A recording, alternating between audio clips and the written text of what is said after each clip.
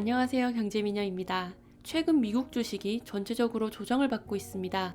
1월만 보면 2008년 금융위기 이후 최악의 1월이라고 불리고 있는데요. 영상 제작일 기준 나스닥은 고점 대비 15.35%로 많은 투자자들이 심적으로 힘들어하고 있습니다. 저도 작년에 올렸던 수익을 대부분 반납하면서 기분이 좋지 않았습니다. 주말간 투자에 대한 생각은 잠시 내려놓으며 책을 한 권 읽었는데요. 개인적으로 멘탈 케어에 큰 도움이 되어 공유하고자 합니다. 오늘 소개해드릴 책은 모건 하우절의 돈의 심리학입니다. 여러분은 왜 돈을 많이 벌고 싶고 부자가 되고 싶으신가요? 이 책의 저자인 모건 하우절은 다음과 같이 이야기합니다.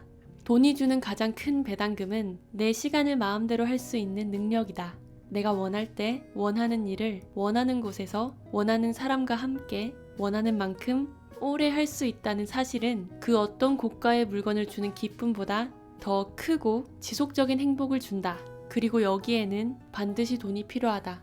한 문장으로 정의하지 못했을 뿐이지 모두 비슷한 생각이시죠? 비싼 물건을 소유하면서 얻는 기쁨은 금세 사라지지만 근무 시간을 조정할 수 있고 통근에 오랜 시간이 걸리지 않는 일자리를 가진다면 그 기쁨은 질리지 않을 것입니다. 게다가 내 마음대로 은퇴 시기를 정할 수 있다면 그 기쁨은 더할 나위 없겠죠? 내가 모은 급여, 투자를 통해 얻은 자산, 투잡을 통해 얻은 새로운 파이프라인 등으로 모은 한 푼 한 푼은 모두 남들 손에 맡겨질 뻔했던 나의 미래 한 조각을 소유하는 것과 같습니다. 만약 여러분의 투자를 부자가 되기 위한 여러 방법 중에 하나로 선택하셨다면 이 영상을 끝까지 시청해 주시길 바랍니다. 투자의 종류가 주식이든 부동산이든 가상화폐든 상관없이 투자를 시작하기 전에 가장 먼저 해야 할 일은 무엇일까요? 투자금, 상품에 대한 정보, 저자는 시간을 어떻게 보고 있는지 알아야 한다고 말합니다. 오늘 구글의 주가는 얼마여야 할까요? 그 답은 당신이 어떤 사람이냐에 따라 달라집니다.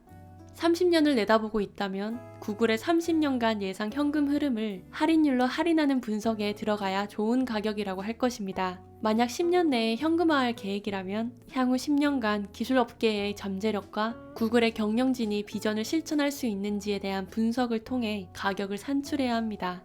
1년 내에 팔 생각이라면 구글의 현재 제품 판매 사이클과 약세장이 올지 안 올지 눈여겨봐야 합니다.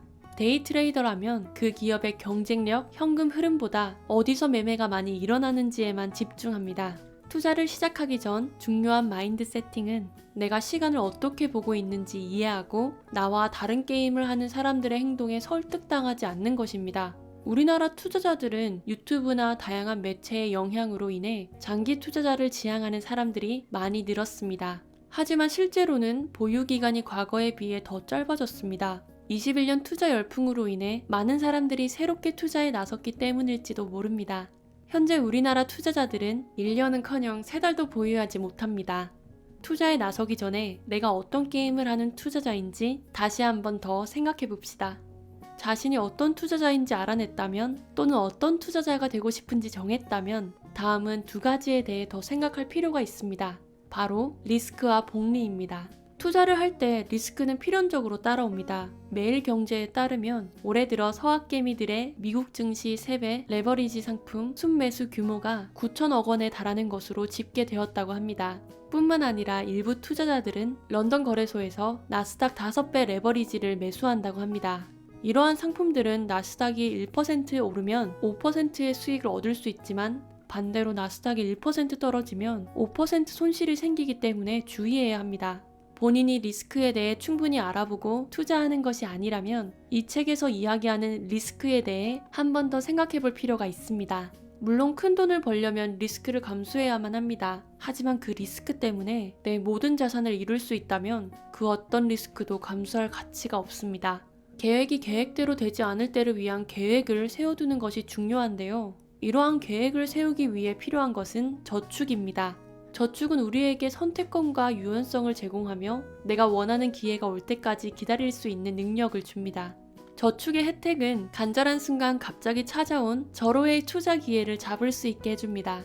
만약 우리가 저축을 통해 현금 비중을 유지했다면 지금과 같은 조정장에서 절호의 투자 기회를 잡을 수 있지 않을까요? 조정장에서 매수를 했다면 이제 복리의 힘을 알아야 합니다. 복리의 마법에 대해 많은 설명이 있지만 직관적으로 느낄 수 있는 것은 워렌 버핏의 사례입니다. 버핏의 순자산은 845억 달러입니다.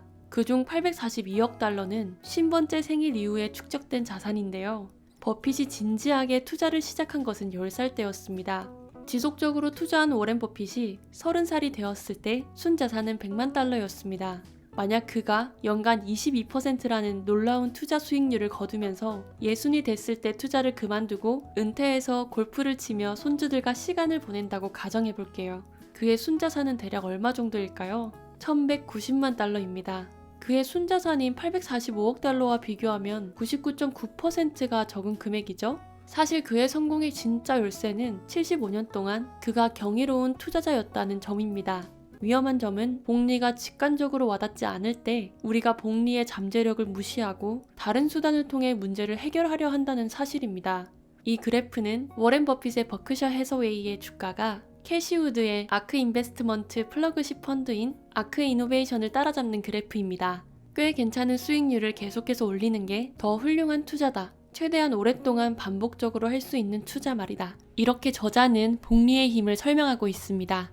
복리의 힘을 믿고 아크의 사례처럼 단기간 급등할 것 같은 주식을 발굴하는 것보다 장기간 꾸준히 상승할 수 있는 포트폴리오를 구성해보는 게 어떨까요?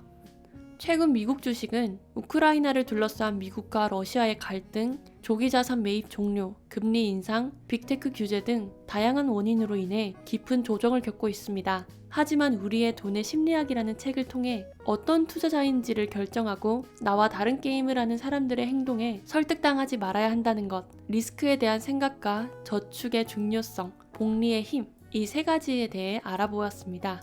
마지막으로 이 책에서 소개하는 변동성에 대한 생각을 나누면서 영상을 마무리하겠습니다. 지금까지 경제미녀였습니다. 영상 시청해주셔서 감사합니다.